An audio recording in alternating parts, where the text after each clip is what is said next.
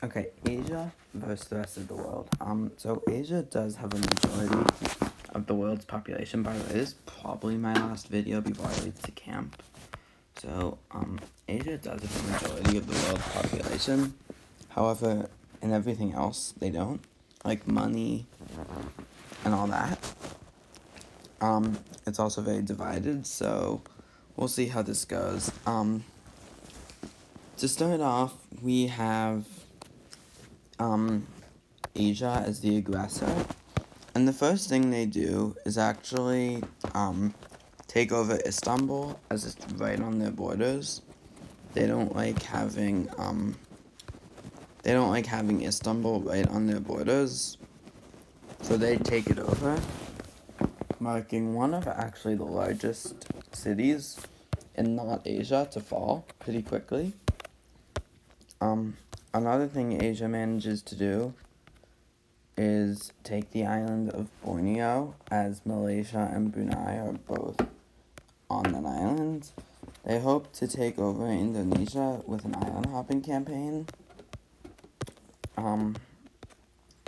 However, Asia's advancements are stopped there as forces from Africa make a landing in Yemen, and they take out the country. And then they also push into Oman. However, Asian forces do manage to make a push up into the Balkans now that they control Istanbul and the rest of Turkey. They push up into Greece and all the way up into Hungary, just all of this highlighted area. And they hope to actually cut off this part of Eastern Europe. So they invade Poland and they quickly take it, cutting off Eastern Europe from the rest of the world, I guess. From here they're able to invade on all fronts. They invade.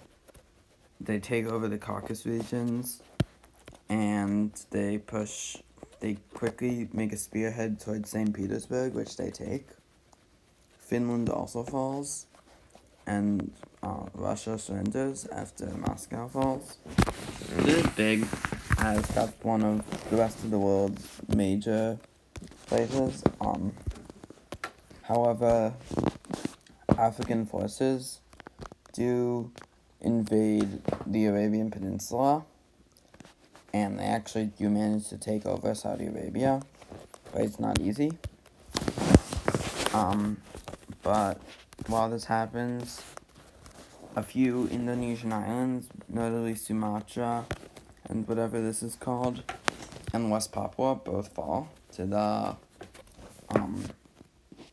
West Papua and Papua New Guinea both fall to the not Asia team, or to the Asia team, leaving only Java left of Indonesia and a few islands here. Because Java would be hard to take over, they hope to create a blockade, kinda, which they managed to do, as the U.S. Navy is a bit focused over here. This causes New Zealand to be able to be taken over, and a invasion into Australia does happen both in New South Wales and in Northern Australia. After much of their populated region falls, Australia does just surrender, which might be stupid because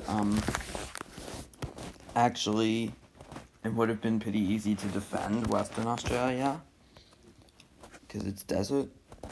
Now the blockade around Java's beginning. They make landings on East Timor and just the island of Timor until eventually Java is surrounded. The naval blockade increases, and knowing an invasion of the island would actually be hard, they hope to just blockade it. However, the U.S. Navy has finally arrived, and they managed to break the blockade allowing for much of Java to escape and much of the troops stranded there, causing the island to eventually fall. And with that, the Oceanic Front is over. However, an invasion into the rest of the Arab world begins. Egypt takes over Israel, Lebanon, and the coast of Syria, while Arabian troops push into Iraq and Syria. I think it's just Iraq. Meanwhile, because America's Navy is over here, they decide to land in Sri Lanka. Yes, that's what they do. Sri Lanka, that works. Causing the country to fall, and then a naval thing is set up here. And then the U.S. Navy decides to keep it that way. However, much of the U.S. Army has been sent, and just like the entire Americas, the Africans are worried about like taking over Central Asia area, but much of the American and escaped Indonesian troops are in Western Europe. So they begin pushing. They recapture Czechia, Poland, and the Balkans. However, they are stopped, and Finland falls. However, they are stopped at like Ukraine, at the former Soviet states.